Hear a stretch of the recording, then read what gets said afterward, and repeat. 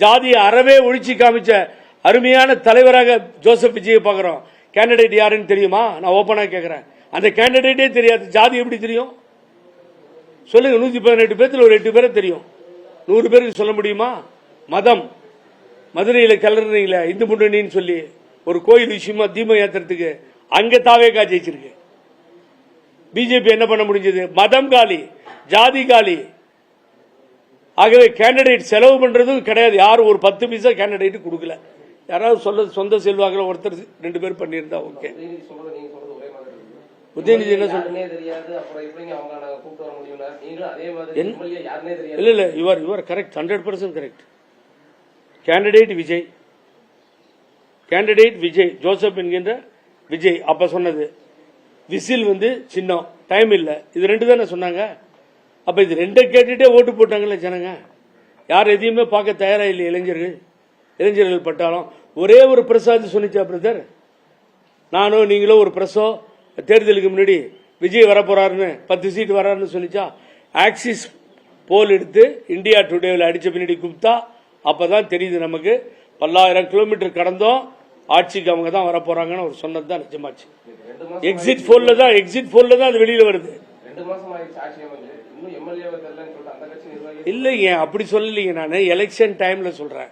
MLA announce பண்ண எம்எல்ஏவை பேரை சொல்லிட்டாரு. நம்ம என்ன பண்ணுவோம் பொதுவாகன்னு கேட்டீங்கன்னா, நான் அதுக்கெல்லாம் நான் ஓப்பனா பேசுறேன். எனக்கெல்லாம் ஜாதியெல்லாம் கிடையாது. ஜாதிய சர்டிபிகேட்ல இருந்து எடுக்கணும்னு சொல்றேன். வேணாம், அப்பா தீகாக்காரர், அப்படிதான் நான் வளர்ந்தேன்.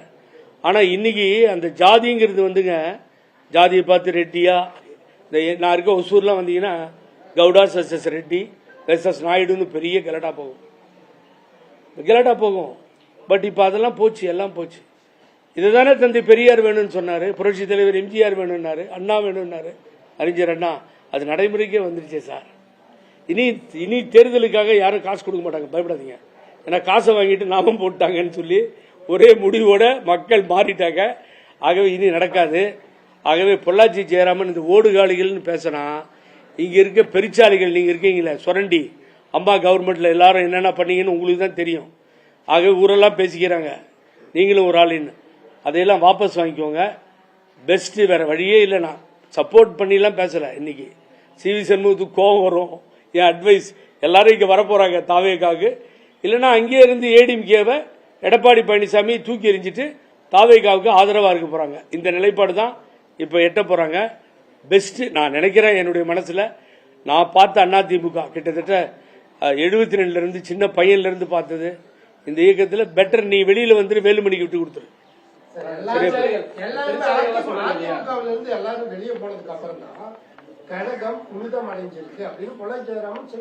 ஆமா, அதுக்கு முதல்ல கூவ நதியில குளிச்சிட்டு இருந்தாரு.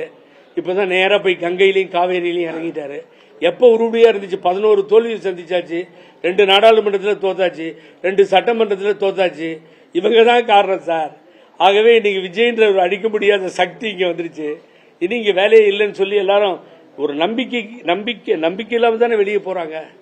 வெளியே போறவங்கள தாவேகா வான்னு கூப்பிட்டு வரவேற்று அவங்களை அரவணைக்கிறார். நான் போகாததுக்கு முன்னாடி எனக்கு புசியானந்த அண்ணனை பத்தி தெரியாதுங்க, உண்மையை சொல்றேன். நான் அவரை பார்த்திருக்கேன், பாண்டிச்சேரியில பேசியிருக்கேன், பழகியிருக்கேன். போன பின்னாடி அவர் காட்டுற அன்பு, மரியாதை, அந்த கட்சி காட்டுகிற மரியாதை, அது நீங்க பார்க்கணும் இல்ல. போறதுக்கு நீங்க விடக்கூடாது இல்ல. ஓடுகாலி, திருட்டு பய, மொல்ல மாதிரி, துரோகி, என்னங்க வார்த்தை இதெல்லாம்? என்ன புனிதம் அடைஞ்சிருச்சு?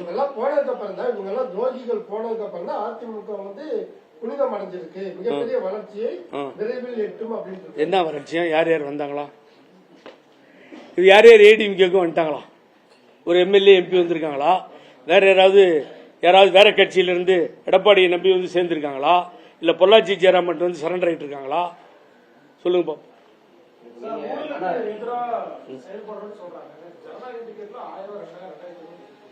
சார் அது சார் நான் உங்கள்கிட்ட ஐ கேனாட் சே. யாராவது திருடுத்தனமா போய் வித்துருக்கலாம், போயிருக்கலாம். நம்ம அதுக்கு போய் இவங்க வித்தாங்க போனாங்கன்னு தியேட்டர்ல எங்கேயும் அந்த மாதிரிலாம் விற்க கிடையாது. தயவு செஞ்சு வித்தா அந்த டிடியில கொடுங்க. லஞ்சம் வாங்கினா டிடியில கொடுங்க. உடனே தூக்கலாம், சஸ்பெண்ட் பண்ணிடலாம், இமீடியட்டா எடுத்துடலாம். லஞ்ச லாவண்யமற்ற அரசாக இந்த புனிதமான அரசு நடக்குதுங்க. தயவு செஞ்சு சார் நீங்கள் வந்து படமே வர முடியாமல் போய் அந்த படம் லேட்டாக வருது சார்.